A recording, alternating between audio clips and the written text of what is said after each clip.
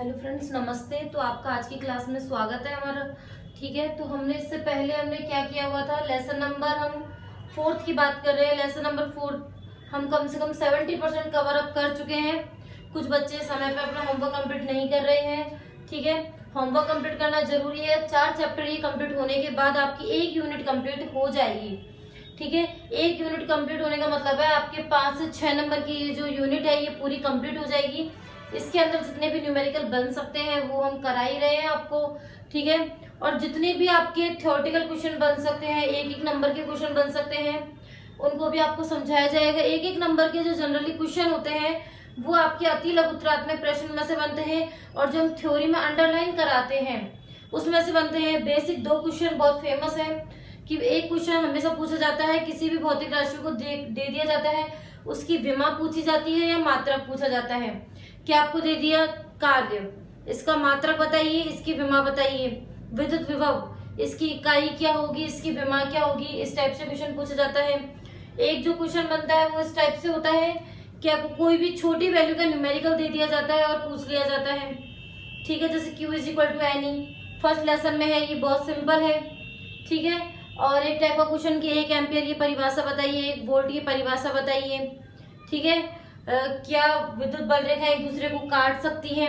इस टाइप के जो क्वेश्चन है वो 1-1 नंबर में पूछे जाते हैं। 1-1 नंबर में मतलब जो क्वेश्चन पूछे जाते हैं वो इस टाइप के होते हैं कि उनका थ्योरेटिकल आंसर आप दे सको, डायरेक्ट या इनडायरेक्ट वे में समझ के आंसर देना होता है। ऐसा नहीं होता कि उस पर आप पूरा निबंध लिख दो, निबंध लिखने लायक नहीं होता है।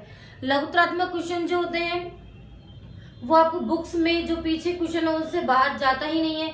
लघुत्तरात्मक क्वेश्चन में 2 न्यूमेरिकल आने कंपलसरी होते हैं, 2 न्यूमेरिकल तो आते ही आते हैं। रही बात निबंधात्मक प्रश्नों की, मतलब कि डेरिवेशंस की, क्योंकि निबंधात्मक प्रश्न की हम बात करें 4-4, 3-3 नंबर के क्वेश्चन, तो उसके अंदर आपके आते हैं कि इसको सत्यापित करो।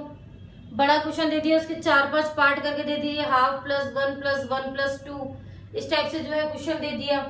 ठीक है, तो फुली लेंथ का क्वेश्चन कम पूछा जाता है, लेकिन उसके पार्ट्स करके उनका डेविएशन कर दिया जाता है। तो हमने इससे पहले वाली क्लास में पढ़ा था संदर्भ का समांतर क्रम और श्रेणी क्रम संयोजन। अब आइए हम आपको इसके न्यूमेरिकल समझा देते हैं कि इसके न्यूमेरिकल किस टाइप से आएंगे। तो न्यूमेरिकल के लिए एग्जाम्पल नंबर 4.13, एग्जाम्पल नंबर 4.13 की यदि मैं बात करूं तो ये आपको इस टाइप से डायग्राम दिया हुआ है एक।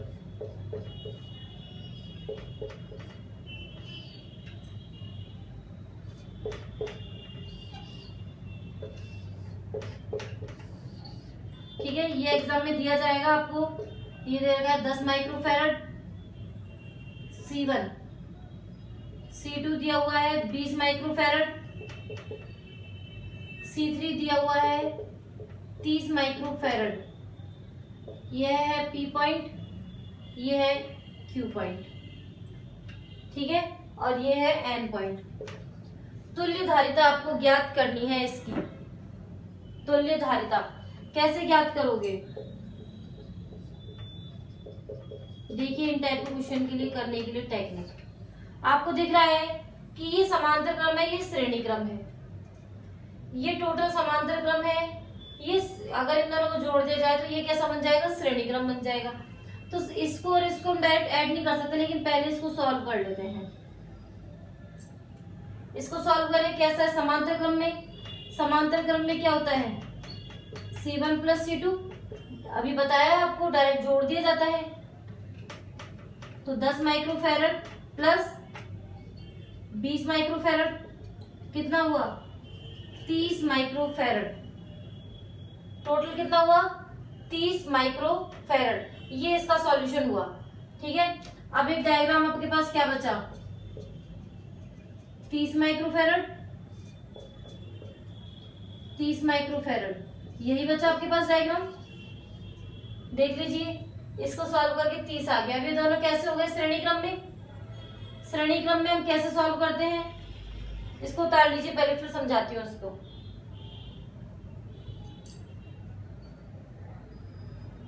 फटाफट से उतार लीजिए।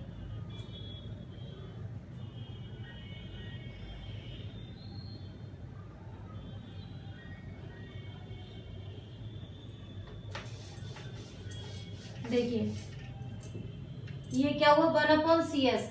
श्रेणी क्रम में हम इस टाइप से सॉल्व करते हैं 1/30 माइक्रोफैरड प्लस 1/30 माइक्रोफैरड। ठीक है, तो 1/CS is equal to LCM में क्या ले लिया 30, वैसे भी दिख रहा है 2/30, उल्टा कर दो इसको 15 माइक्रोफैरड। टोटल आंसर जो है इसका 15 माइक्रोफैरड है। हमेशा ध्यान रखना, कुछ बच्चे जल्दबाजी इतना कर देते हैं कि वो जल्दबाजी में ये भूल ही जाते हैं कि भाई ये तो सिर्फ 1/CS है, इसको उल्टा भी करना है। तो जल्दबाजी में जो हम ये सब कुछ भूल रहे हैं इसको भूलना नहीं है, बहुत अच्छे से ध्यान रखना है कि 1/CS की वैल्यू आती है, इसको हमको उल्टा करना पड़ेगा तब जाके एग्जैक्ट आंसर इसका आएगा। तो ये एग्जाम्पल आपका कंप्लीट हो गया है, इसको उतार लीजिए आप फटाफट से।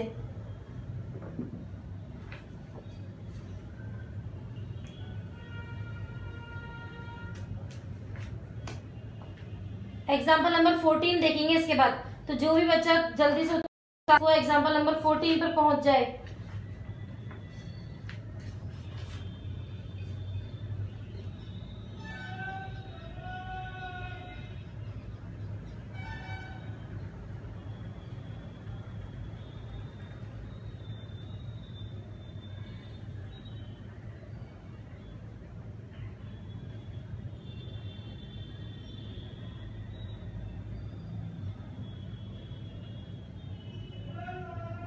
ठीक है, चलो करते हैं एग्जाम्पल नंबर 14 को उतारते हैं फटाफट से। तो आप अपनी नोटबुक में काम कर रहे हैं तो आप नोटबुक में तो बुक में से उतार लीजिए 14 नंबर के एग्जाम्पल को। मैं यहाँ बोर्ड पर आपको समझा देती हूँ। इस टाइप से डायग्राम बना हुआ है, ए ये बी,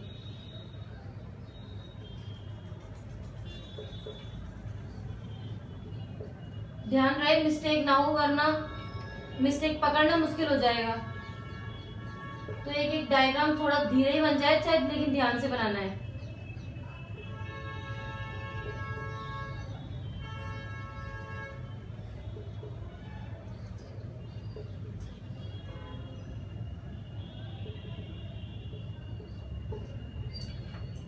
इस टाइप से डायग्राम बना हुआ है।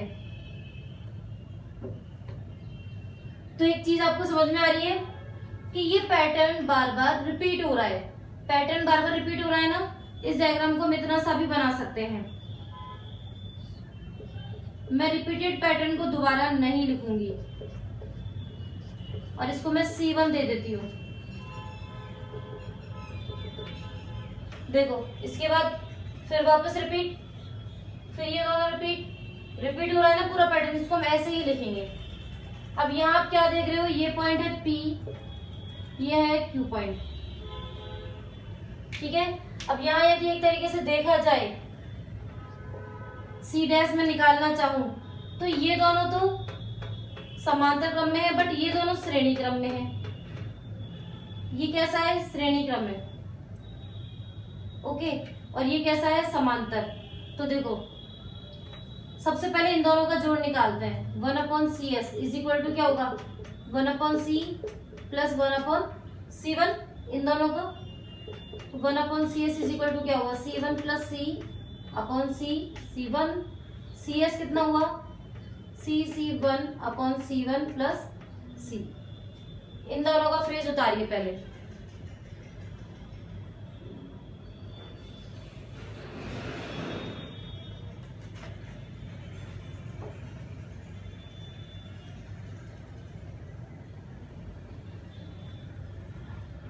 उतार लिया। अब आपके पास क्या बचा, ये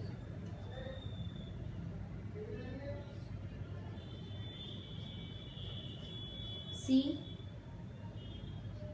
और यहाँ पर ये CS। समांतर क्रम में हुए तो समांतर क्रम में टोटल क्या बचेगा C plus CS, C plus CS की जगह ये C1/C1 प्लस C।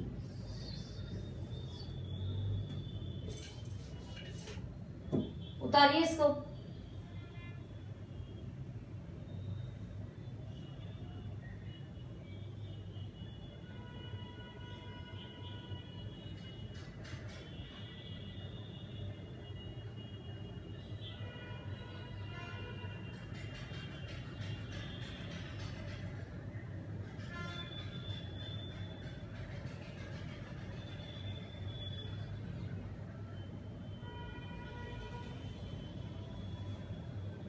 देखिए अब हम इसको सॉल्व करते हैं। C dash is equal to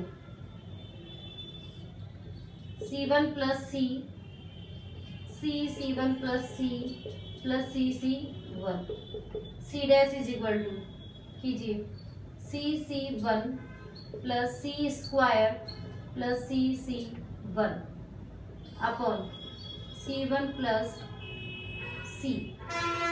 इसको यहाँ मल्टीप्लाई कीजिए C1 C dash, C1 square भी लिख सकते हो इसको, आप जरूरी नहीं है C डैश लिखो, इसको हम C1 भी लिख सकते हैं क्योंकि यही रिपीट हो रहा है ना पैटर्न।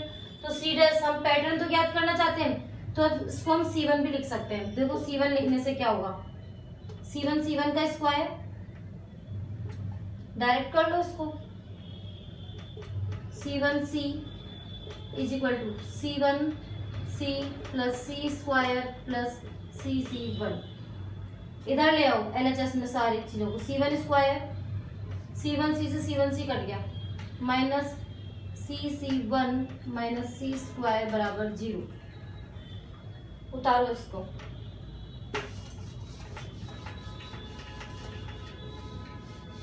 ये जो लाइन बच गई है इसको यहाँ लिखो,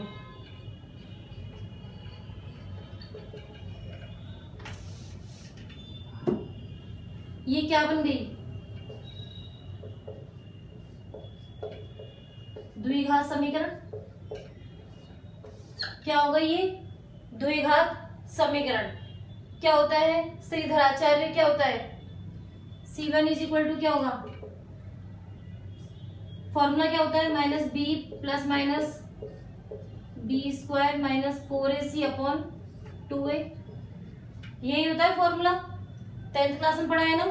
तो उससे देखो C plus minus C square minus 4C square upon 2। देखिए मैथ स्ट्रॉन्ग है उन वो बच्चे इसको बहुत इजीली कर सकते हैं। प्लस आएगा यहाँ पर क्योंकि ये एक नेगेटिव है और एक पॉजिटिव है। ए तो क्या है यहाँ 1 है, बी क्या है माइनस C, ठीक है, और जो C वाला है वो है माइनस के C स्क्वायर। अब इससे अंदाजा लगा लो ये इस टाइप से आएगा।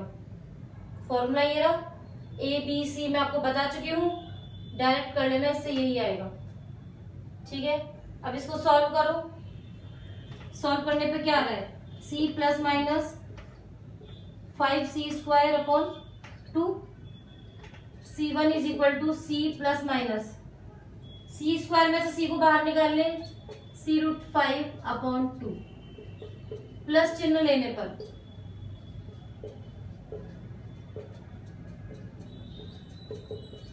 C plus √5C upon 2।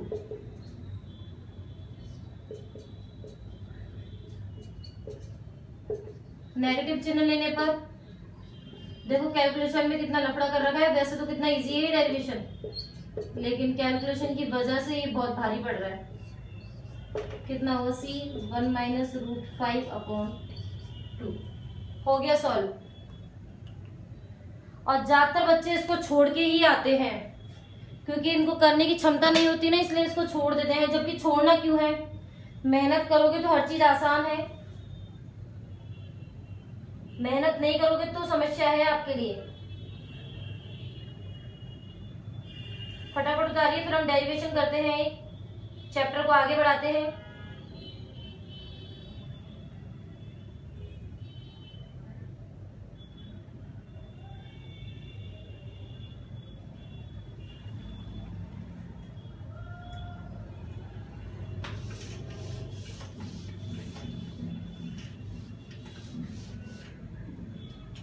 अगली हेडिंग है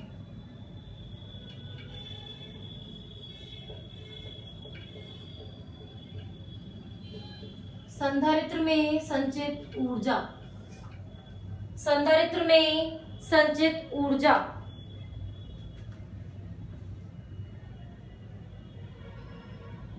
तो इसके अंदर पहले कुछ लिखते हैं हम, तो लिखिए संधारित्र में संचित ऊर्जा, हेडिंग डाल के लिखिए। संधारित्रों का एक महत्वपूर्ण उपयोग, संधारित्रों का एक महत्वपूर्ण उपयोग विद्युत ऊर्जा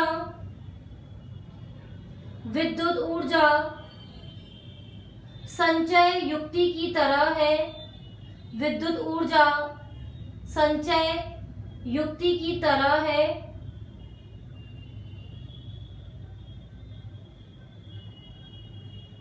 माना एक संधारित्र की प्लेट AB है, जिसकी एक प्लेट पर प्लस आवेश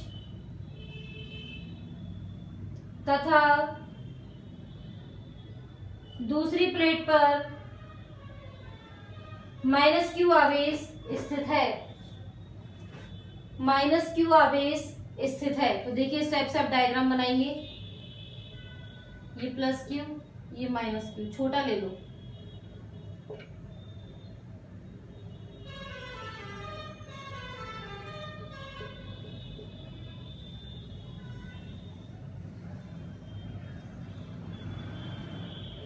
ठीक है, ये आवेश है और ये जो आवेश प्रवाह इस साइड हो रहा है, ये ए प्लेट और ये बी प्लेट। डायग्राम बनाइए। ऊर्जा के कारण इन तरंगों को थोड़ा टेढ़ा मेढ़ा दिखाया हुआ है।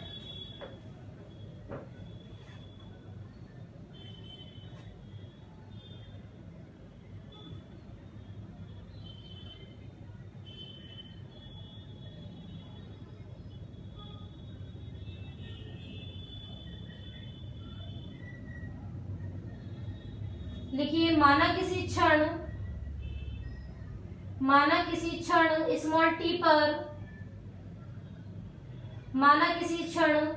स्मॉल टी पर आवेश Q डैश पहले से ही किसी एक प्लेट से दूसरी को स्थानांतरित हो चुका है।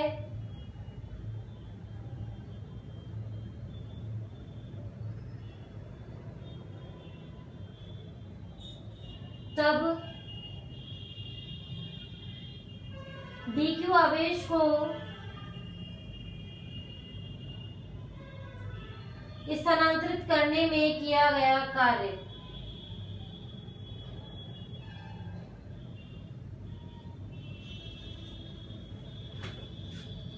देखो कितना कार्य होगा, dw = v डैश dq। समझने की कोशिश कीजिए, क्योंकि मैं उतारने के लिए तो आपको टाइम देती ही हूँ, ठीक है। इसको रिटर्न करने के लिए आपको टाइम दिया जाता है, और यदि टाइम कम भी पड़ जाता है तो मैं वहां से हट जाती हूँ। तो आप वीडियो को पॉज करके इसको आराम से उतार सकते हैं, कोई जल्दबाजी की जरूरत नहीं है। ऐसा ना हो मैं बोर्ड पे लिखूं उससे पहले तो आप लिख लो, ठीक है, उसे समझ में नहीं आएगा। वीडियो को रिवाइंड करके देखा जा सकता है ना वापस, तो आप आसानी से पहले समझिए। dq आवेश को इधर से इधर पहुंचाना है, तो ये वर्क करना पड़ेगा। अब जब ये समाकलन की स्थिति में, तो उसको अवकलन की स्थिति में तो समाकलन करना पड़ेगा। समाकलन की स्थिति में क्या होता है, इस टाइप से आ जाती है चीजें, 0 से q, ठीक है। समीकरण नंबर 1, फिर यहाँ लिखोगे चूंकि v dash = q dash upon c, क्योंकि c = q अपॉन v होता है, तो वहां से v dash = q dash upon c आ गया। तो समीकरण 1 में मान रखने पर, समीकरण 1 में मान रखने पर w = क्या हुआ, 0 से q, कैपिटल Q है ये, q dash upon c dq,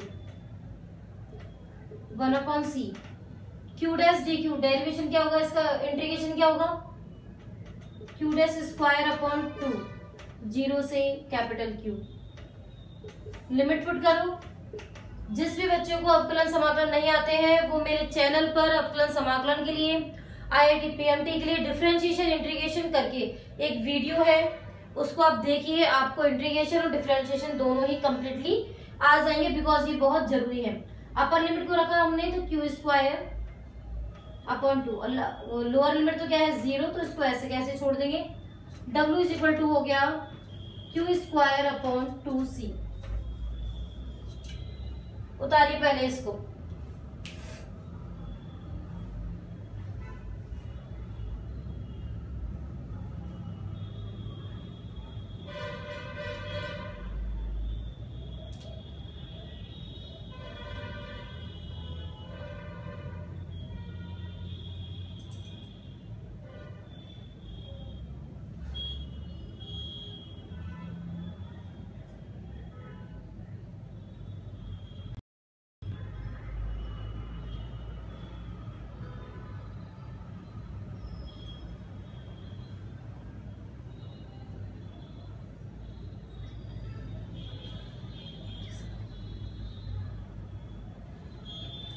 okay complete हुआ। अब देखो ये जो फॉर्मूला है सी और क्यू की फॉर्म में है, हम जानते हैं सी इज इक्वल टू क्या होता है क्यू अपॉन वी।